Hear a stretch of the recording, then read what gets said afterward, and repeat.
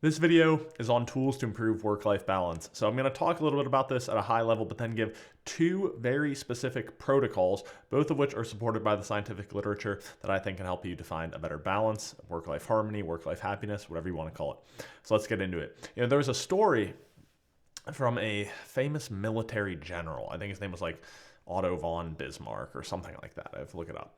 And he told this story. He said, there are really four types of soldiers.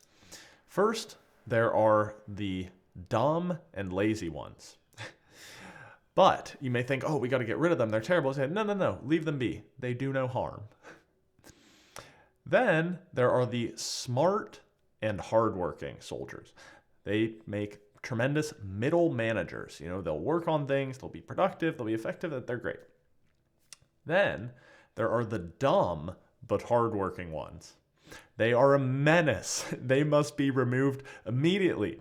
They run around producing all sorts of trivial, unimportant work, making other work for other people to do, more work for themselves that doesn't actually align with the objectives of the organization. And then he says, there are the very smart but lazy ones, and they are suited for the highest office. And this is the idea that there's really more to productivity than just working harder, more from more, right? Because it's inherently impossible. It's a paradox that you can keep getting more from more, right? Because even if you work 50 hours a week and then you work 60 hours a week and you maxed out your productivity at 60 hours a week and you work 80 hours a week, eventually you're going to get to a place where if you're working 100 hours a week, like you just can't physically work anymore. And so there's some inherent paradox there that you have to get more productivity or more effectiveness from more. You have to learn to get more from less. And that's what he means with being smart but lazy. And so this video is how you can implement a couple protocols that will help you improve your work-life balance. And I would argue that they will actually make you more effective and more productive, not just saying, well, I'm going to do less and just chill. So let's get into that. And the first lesson I want to teach, or the tool I use before I get into the two more specific practices, is something that I call work-life Kentucky windage. So Kentucky windage, if it's a military kind of thing, what it goes like is this. So you're shooting a rifle, and imagine you aim like 2 inches too high, and you shoot at the bullseye, and you hit 2 inches too high, okay? Then you shoot again right at the bullseye, 2 inches too high. And it keeps happening over and over. You're 2 inches too high. There's a few things you can do in that place. You can, number one, just keep aiming in the same spot and keep being 2 inches off. It's what a lot of people do, actually, is just do nothing. It's not very effective. The second thing you can do is you imagine you can disassemble your rifle, clean it all, put it back together, recalibrate the scope and the sights and everything, shoot again, and boom, you're still inches too high. Still 2 inches too high. Okay, so what do? Well, the third option is you can just aim 2 inches lower, right? 2 inches below the bullseye, you shoot, and boom, you hit the bullseye. So that's called Kentucky windage, is when you keep missing, right? You keep missing, but you do it in the same spot, and you just aim a little bit lower, or you aim a little bit to either side. And I would argue that that is actually a very effective protocol for folks who struggle with work-life balance, is that we tend to feel, I believe in our culture, especially if you're kind of a business type, professional, parent, entrepreneur, whatever, really anything, that there's almost this sense of like every single day you wake up already in the hole. Like you're like in a boat that's got like 5 different holes and you're just slapping covers on all of them as fast as you can, trying to plug different ones, but there's still water coming in, right? It's like you're in this hole of like debt and you're trying to like claw your way out of it by the end of the day. And I at least sometimes still almost feel like if I don't achieve a certain amount of things off my to-do list, even if I do a bunch of stuff, it's like today was a useless day and I failed. And so there's kind of this like anxiety that we feel like we're never quite on top of things, right? That there's kind of this huge hole to climb out of, this huge water to get out of the boat, and we never quite get there. And so what I would suggest with Work-Life Kentucky windage is instead of aiming for like 100 out of 100 max productivity, is just aim a little bit lower. Aim a little bit lower. And I'll tell you a story about this. My senior year of college, I did this like in a big way. I was like, look, I want to work like 20 hours a week. Like I want to basically do nothing. Like I'm going to try to have like half my time is just empty so that I can chill out and be a college kid. And what I ended up doing that semester is I taught the first ever course on happiness at the University of Alabama. I won a light bulb research grant. I got my course featured in an international conference. I ended up landing a full-time job. And I think I still had a perfect GPA. So I don't share all of that to brag. I share it because what happened is I aimed for like 50%. And guess what happened? I ended up having like 35, 40 hours a week usually of productive time. I still got all my stuff done. It's just this idea that my rifle, my Kentucky windage, like I always aim like right here and hit like 40% higher. If I say, yeah, I'm going to do like a really solid, intense work week this week, like 40 hours, I will end up doing 50. My rifle always hits a little high. And so when I aimed lower, I kind of ended up in the sweet spot. So I would challenge you to reflect on what your sort of variance is. And I'm guessing if you're watching this video, you're the type that often aims, right there, like right in the sweet spot, and you overdo it a little bit. You run a little too hot. So the first practice that you may try is just aiming lower. And that's not to say you got to do nothing. It's just what I call having some slack or some margin. So I'm going to aim for 80%, knowing that I'll probably end up filling it and being at like 110%. It's that idea of Kentucky windage, that if you're always overdoing it a little, you're always a little bit out of balance. Sometimes what you have to do is just aim a little bit lower. So I encourage you to try Work-Life Kentucky windage, but I have 2 specific protocols that I think you can use regardless of that will help you out, that I teach in all my events, all my seminars to military business leaders. And they kind of go hand in hand. There's the power hour and the sacred hour. And what you have to understand before we get into this is that not all time, not all work, not all inputs are created equal.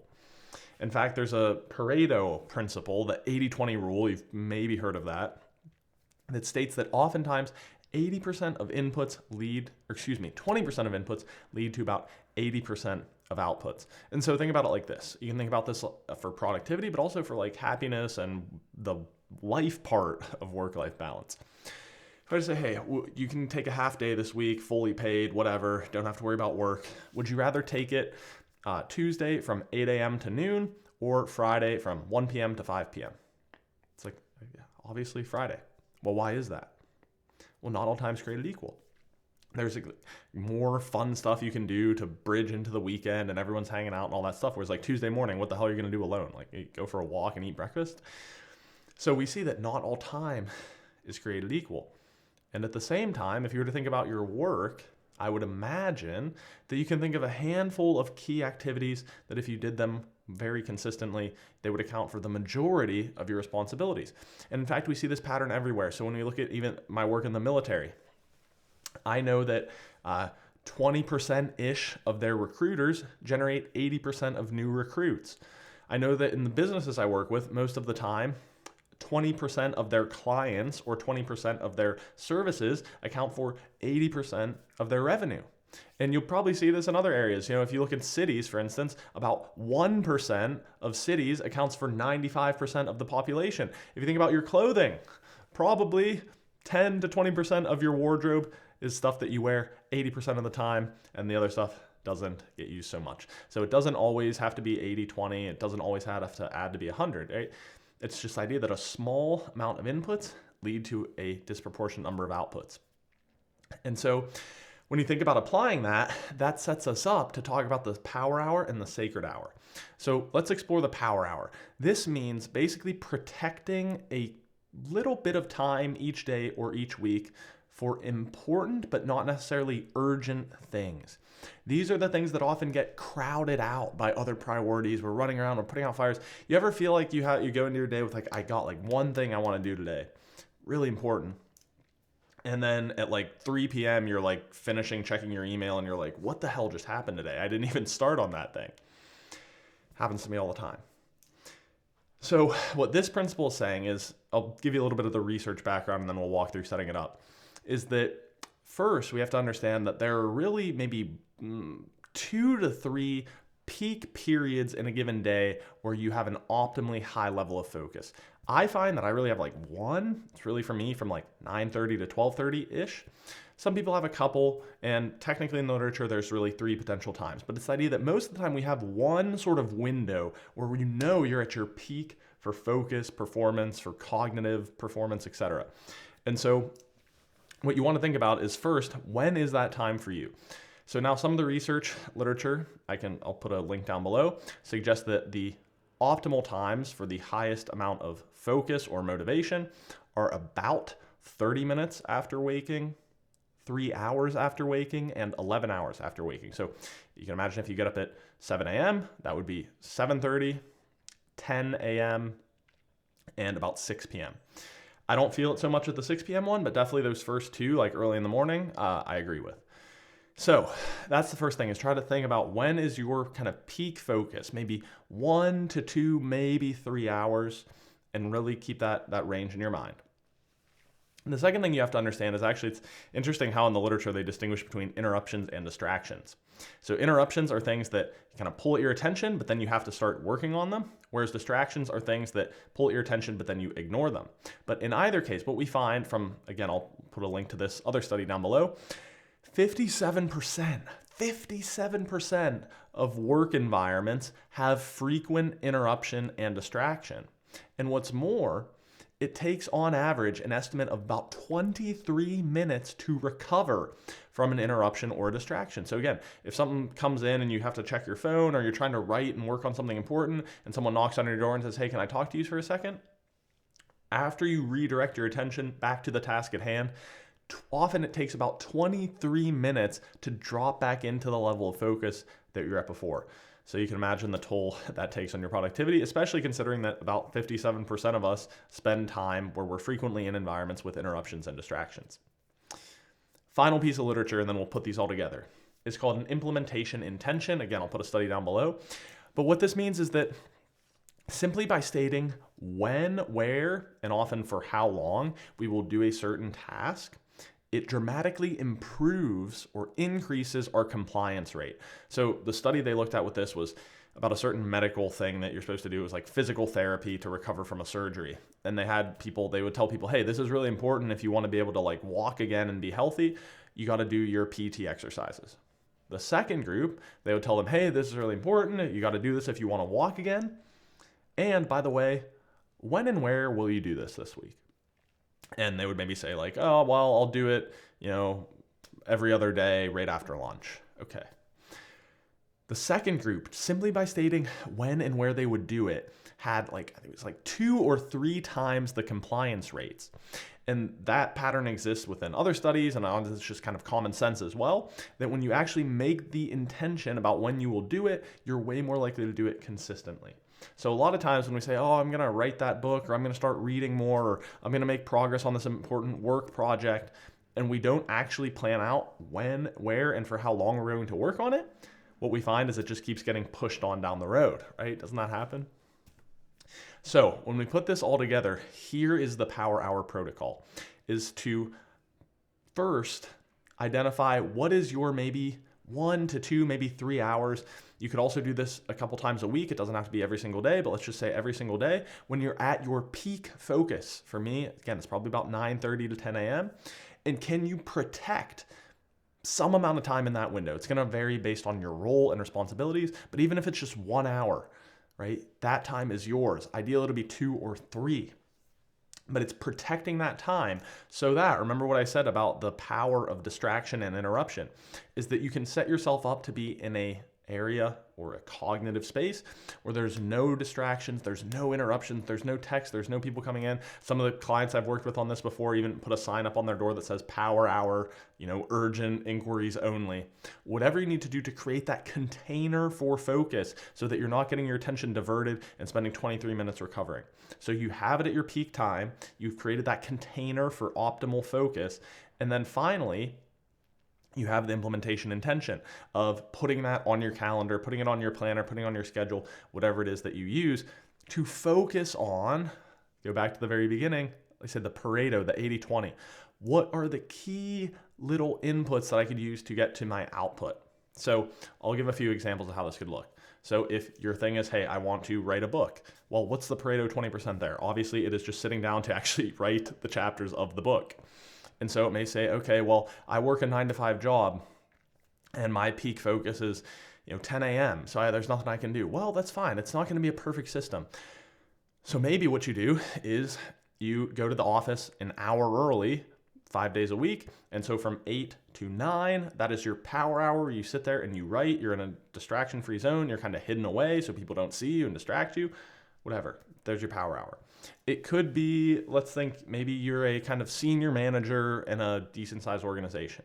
And maybe you say, well, I think the 1 or 2 things that are most important to help me progress in my role that I often don't make time for is developing my reports. So I've got 5 people that report to me, so developing them. And also just continuing to learn about management and leadership or whatever our job function is, because I don't have a lot of time for that. So you say, okay, when's your peak focus? Let's say it's first thing in the morning. So maybe I would challenge you to say you work a 9 to 5, 9 to 11, that is protected time. That is sacred time. You put the hold on your calendar so everyone else can see it. They don't bother you. You spend the first hour of that time learning, continuous improvement, reading about your role, reading about leadership, reading about whatever it is you do. And then the second hour is time spent to develop at least one person on your staff. Okay. Again, there's all kinds of various applications for this. It could even be that you need to spend 1 hour of your day just dedicated, like get in your email, clean it out, sort it out, process it, and then jump back to your day. It could, whatever it is what is the most important thing. Often it's the thing that is important, but not urgent, that keeps getting crowded out and pushed down the road. You do it when you're at your peak focus. You create a container for focus and you have it on your calendar. Again, ideally a short time every day, but it could also just be, I don't know, like a once a week, I do a 3-hour writing session or whatever you have to do to fit your life. But that's the power hour. The sacred hour is the life side counterpart. And this is the idea that we're not like work-life balance is not like perfect scales like this, where I work exactly 40 hours and then I have exactly 40 hours of time off and then I sleep however much time is left over. It's not a perfect scale. It's really about those priorities and that Pareto analysis, that there are certain inputs, just like we said for productivity, there are certain life inputs that have a disproportionate impact on the life variable in the work-life balance equation. It's like the example I gave about the Friday off versus the Tuesday morning. And so the next part of this exercise is think, well, what are those small things that have a disproportionate impact on your life? And what you find is it could be exercise type thing. If I can just get a couple workouts in, it could be one night a week. I go on a date night with my significant other. It could be church. It could be, one day on the weekend, I just take it fully off and so I can recover. It could be spending time with someone or a group of people. There's a million different things it could be. But if I were to challenge you to think about, what are your key 20% or what are your small amounts of inputs that lead to a huge effect in your happiness level, what might that be? And you can think about it on a daily or a weekly basis, because you can certainly have multiple of these. So what would that be? And so again, what I find with a lot of people I work with is they say maybe it's an hour each day where they're doing something that invests in themselves or in like a very close relationship. And then maybe once a week they have some other thing that's slightly bigger. So I'll give you an example of someone I worked with who he was a full-time police officer, also serving in the National Guard. So super, super busy. Pretty much would work 7 a.m. to 7 p.m. every day. And he said, I think, Jackson, there's like a timing thing here right around like 5:30, the kids come home, my wife gets home from work, we're all there together, getting together, and like we can eat dinner and all hang out for a little bit. So I said, all right, I cannot wave my magic wand and make you have less work. But what if we did this? What if you made sure you left the office every day at 5 so that you got home at 5:30, you took one sacred hour to be with your family at dinner time, and then after at 6:30, you got back on your computer or your phone or whatever, and you did everything else you could virtually. Like you checked emails, checked texts, did whatever paperwork you had to do. And he said, okay, I think I can do that. And after a couple of months, he told me like this was an incredibly life-changing thing. Like again, it's not this perfect balance of scale where sometimes you have to work more than you should or want to. But by protecting that sacred time, right, he got a disproportionate return from having that time to build his relationships with his wife and with his family. And so same thing, it could be your daily workout, it could be once a week a date night, or once a week I have like a Sunday where I just take the day completely off. Whatever it is for you, follow those same principles, right? Is create a container for that and create an implementation intention so that you actually follow through on it. That is the sacred hour. So coming out of here, right, you remember I said about work-life Kentucky windage. That is more of a high-level cognitive tool. It's just saying if you consistently are missing the mark on work-life balance, you're overdoing it a little bit, overdoing it, wherever you're currently aiming, just aim like 20% lower. But on top of that, you now have two kind of related protocols. That is to think about what would lead to the greatest impact on your productivity and effectiveness, this long-term projects that you want to work on, whatever it is, and protecting some time to do that each day or each week. And then at the same time, think about, well, what are your life priorities?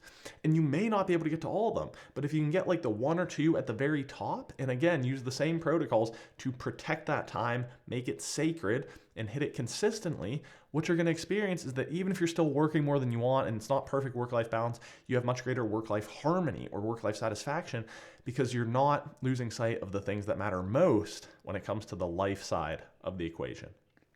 So putting that all together, coming out of this video, I would encourage you to take a couple minutes to lay out your power hour or your power hours. Same thing, your sacred hour or sacred hours. And I think if you implement these protocols, you will feel much better with respect to work-life balance, or as I sometimes say, work-life happiness. So thanks for watching. Here's a video that YouTube suggests you'll like. As always on this channel, you can find videos on both work-life balance, productivity, but also things like meditation, mindfulness, happiness research, pretty much anything that has to do with helping you be at your best in work and life. So thanks for watching. I'll see you next time.